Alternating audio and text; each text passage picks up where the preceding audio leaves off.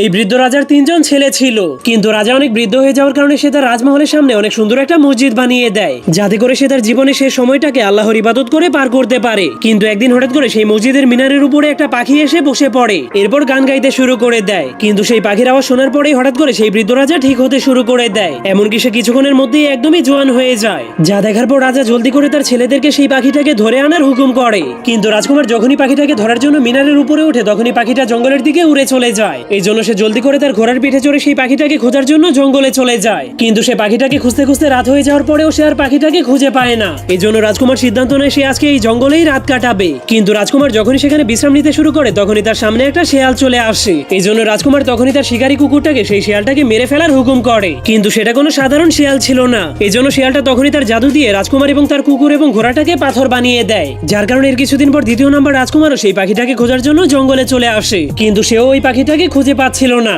এই জন্য সে কিছু না বুঝেই বিশ্রাম নেওয়ার জন্য সেখানে বসে পড়ে, যেখানে তার বড় ভাই পাথর হয়েছিল।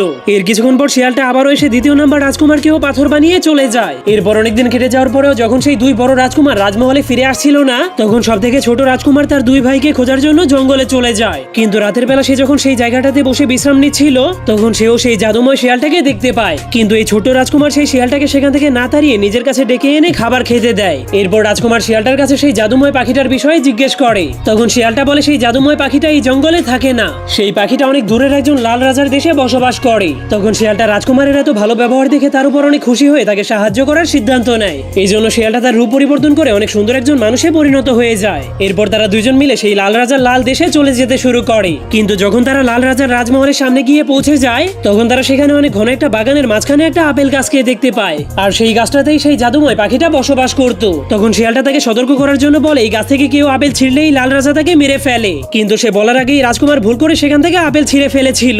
যা দেখার পর তখনই লাল রাজার সিপাহীরা তাকে ধরে মেরে ফেলার জন্য লাল রাজার কাছে নিয়ে যায়, যার কারণে লাল রাজা তার উপর অনেক রেগে যায়। তো বন্ধুরা, এই ভিডিওতে 3000 কমেন্ট হলে পরের পর্ব অবশ্যই আপলোড করা হবে।